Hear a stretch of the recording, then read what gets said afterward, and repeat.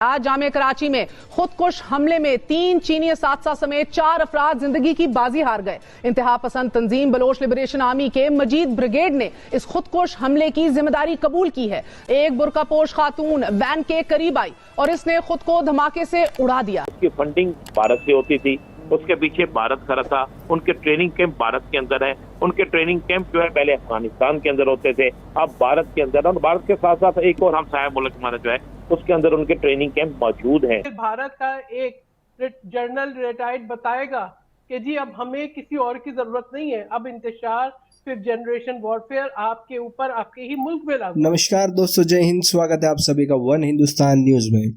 दोस्तों, जैसा कि आप जानते हैं, पिछले दिनों पाकिस्तान के कराची में कराची यूनिवर्सिटी के पास में एक महिला सुसाइड बॉम्बर ने अपने आप को उड़ा दिया था, जिसके तहत वहां पर गुजर रही एक वाहन में विस्फोट हो गया था, जिसमें कई चीनी नागरिक बैठे हुए थे।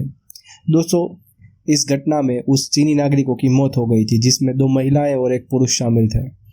इसी के प्रकार रूप वहां पर चीन की गवर्नमेंट ने अब पाकिस्तान को धमकी देना चालू कर दिया है, क्योंकि पिछले कुछ सालों में जब से सीपेक चालू हुआ है, तब से चीनी नागरिक और चीनी इंजीनियर्स और बाकी सब चीनी स्टाफ पर वहां पर बहुत ही हमले हो रहे हैं।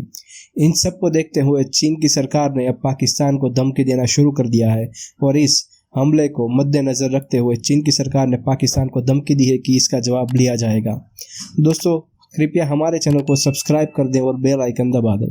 जय हिंद, जय भारत। आज जामे कराची में खुदकुश हमले में 3 चीनी साथसा समेत 4 अफराद जिंदगी की बाजी हार गए। इंतहा पसंद तंजीम बलोच लिबरेशन आर्मी के मजीद ब्रिगेड ने इस खुदकुश हमले की जिम्मेदारी कबूल की है। दिन 2 बजे जब चीनी साथसा की गाड़ी हॉस्टल से इंस्टीट्यूट आ रही थी, तो दाखिली दरवाजे पर एक बुर्कापोश खातून वैन के करीब आई और इसने खुद को धमाके से उड़ा दिया। धमाका होते ही आग के शोलों ने वैन को अपनी लपेट में ले लिया और इस खुदकुश धमाके में इंस्टीट्यूट के चीनी डायरेक्टर, 2 चीनी खवातीन असातिज़ा और इनका पाकिस्तानी ड्राइवर जान से हाथ धो बैठे। नाज़रीन, वैगन के अकब में सिक्योरिटी पर मामूर मोटरसाइकिल सवार रेंजर एहलकार और वैगन में सवार एक चीनी उस्ताद इस धमाके में जख्मी भी हो गए। यह पहला मौका है कि जब बलोच लिबरेशन आर्मी ने किसी खातून खुदकुश हमला आवर को इस्तेमाल करने की जिम्मेदारी कबूल की है। बलोच लिबरेशन आर्मी की मजीद ब्रिगेड का नाम पहली बार 2011 में सामने आया था और यह ग्रुप इससे पहले भी चीनी बाशिंदों को निशाना बनाता रहा है। अगस्त 2018 में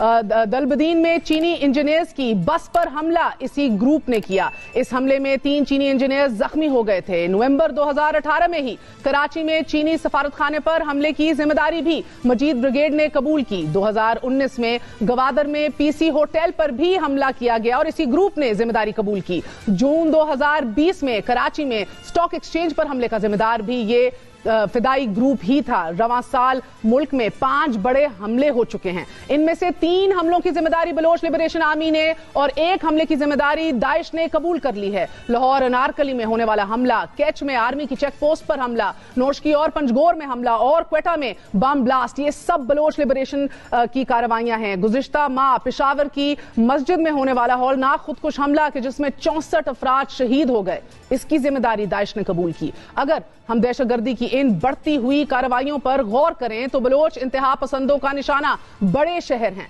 लाहौर और कराची जैसे गुंजान शहरों में कार्रवाई करना निस्बतन आसान होता है और फरार के मौके भी ज्यादा पाए जाते हैं। खदशात ये जोर पकड़ रहे हैं कि दहशतगर्दों के स्लीपर सेल अब बड़े शहरों में खुद को मुनज़्ज़म कर चुके हैं और तहरीक तालिबान पाकिस्तान के सरहदी इलाकों पर हमले कर रही है। करीबन 1 साल में तहरीक तालिबान पाकिस्तान के सरहदी इलाकों पर 116 हमले कर चुकी है। मुल्क में दाखिली और खारजी 2 तरफा दहशतगर्दी जोर पकड़ रही है। चीनी बाशिंदों को टारगेट करके निशाना बनाने का मकसद जहां सीपेक की राहों को मजबूत करना है, वहीं बलोचिस्तान में पाई जाने वाली महरूमियों का नतीजा भी दिखता है। बलोचिस्तान में हालिया मुसल्लह जदोजहद में हलाकत के बाद हुआ।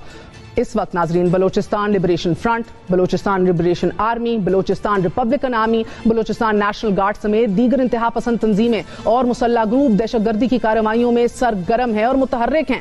बलोच लिबरेशन आर्मी मजीद ब्रिगेड का क़याम इसलिए अमल में लाई कि वो मजीद पेशरफ्त करे तेजी से और स्पेसिफिक टारगेट्स के साथ और गुरिल्ला कार्रवाइयों की बजाय फिदाई हमले शुरू किए जाएं। देखें यार सर, एक तो बड़ी क्लियर बात है कि पाकिस्तान के अंदर बदअमनी पैदा करने वाले अनासर, पाकिस्तान के अंदर पाकिस्तान को गैर मुस्तहकम करने वाले अनासर जो हैं वो एक दफा दोबारा मुतहर्रक हो और ये बाकायदा एक प्लानिंग के तहत सब कुछ हो रहा है कि पाकिस्तान के अंदर अफरा तफरी पैदा की जाए, पाकिस्तान के अंदर ऐसा माहौल पैदा किया जाए कि जिससे लगे कि पाकिस्तान के अहम तरीन अदारे नाकाम हो गए।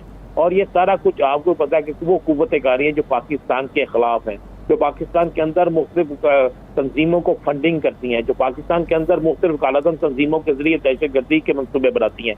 इस पे भी जिस तंजीम के ताने बाने मिले हैं उसका भी आपको पता है कि उसकी फंडिंग भारत से होती थी, उसके पीछे भारत खड़ा था, उनके ट्रेनिंग कैंप भारत के अंदर है, उनके ट्रेनिंग कैंप जो है पहले अफगानिस्तान के अंदर होते थे, अब भारत के अंदर, और भारत के साथ साथ एक और हमसाया मुल्क हमारा जो है उसके अंदर उनके ट्रेनिंग कैंप मौजूद हैं।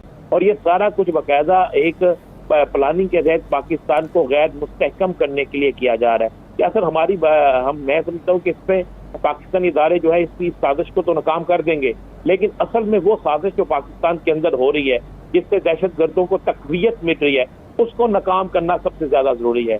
यानी वो साजिश क्या है? वो साजिश है पाकिस्तान के अहम अदारों के खिलाफ बयानबाजी, पाकिस्तान के अहम अदारों को तनकीद का निशाना बनाना, पाकिस्तान के अहम तरीन अदारों के हवाले से गलत और नासेबा गुफ्तगू करनी, ऐसी बकवासियात करनी जो मुल्क के लिए ठीक नहीं है। और ये बकवासियात भी जो है वो बैठ के पार्लियामेंट के अंदर करना, ये वो चीजें हैं जिससे पाकिस्तान के अंदर अदम इस्तेहकाम पैदा करने की कोशिश की जा रही है। और मैं बिल्कुल आपको कहूँ पाकिस्तान के इदारे इंशाअल्लाह ताला इससे निपट लेंगे, लेकिन अब फैसला करना होगा पाकिस्तान के इदारों को कि ऐसी तमाम कुव्वतें, ऐसे तमाम तबकात जो पाकिस्तान के अंदर अफरा तफरी पैदा करना चाहते हैं, जिनको गैर मुल्की फंडिंग हो रही है और जो पाकिस्तान के अंदर दहशतगर्दी को प्रमोट कर रहे हैं, और चाहे वो कोई अरकान असम्बली हैं, चाहे वो कोई भी शख्स है, और ऐसे वो तमाम लोग जो पार्लियामेंट हाउस के अंदर बैठकर अफवाज पाकिस्तान के खिलाफ या पाकिस्तानी इदारों के खिलाफ बात करते हैं, जब तक उनसे निपटा नहीं जाएगा, जब तक उनके खिलाफ इक़दाम नहीं किया जाएगा, उस वक्त तक अगर आप ये समझें कि पाकिस्तान के मुकम्मल तौर पर दहशतगर्दी को का हाथमा हो जाएगा या दहशतगर्दी ग्रुपों को खत्म कर देंगे, तो ऐसा मुमकिन नहीं। We stand for Pakistan, we stand for Pakistan. Reality यही है कि पाकिस्तान के लिए जब तक हम नेशनल यूनिटी नहीं दिखाएंगे, जब तक हम एक कौम नहीं बनेंगे, तो दुश्मन तो जरूर फायदा उठाएंगे। फिर भारत का एक जनरल रिटायर्ड बताएगा कि जी अब हमें किसी और की जरूरत नहीं है, अब इंतशार फिर जनरेशन वॉरफेयर आपके ऊपर, आपके ही मुल्क में लागू है। फिर वो निशानदही करेगा। देखिए बात ये, मैं दो तीन बातें, मैं इस पे सियासत नहीं लाना चाहती, कभी भी नेशनल इश्यूज पे नहीं लाना चाहती, मगर क्योंकि मुशर्रफ साहिबा ने बात की, पहले मैं ये कहूंगी कि देखें बात ये है कि इन वाकयात के बाद आप इदारों के अंदर जो है पोलराइजेशन की कोशिश ना करें, कि टॉक्सिक पोलराइजेशन पाकिस्तान के लिए बड़ी नुकसानदेह है। इस वक्त नेशनल यूनिटी की जरूरत है, ये लोग अपने इक़्तिदार जाने के इंट्रोस्पेक्शन की जरूरत है, अपनी खामियां अपनी गलतियों को ढूंढें।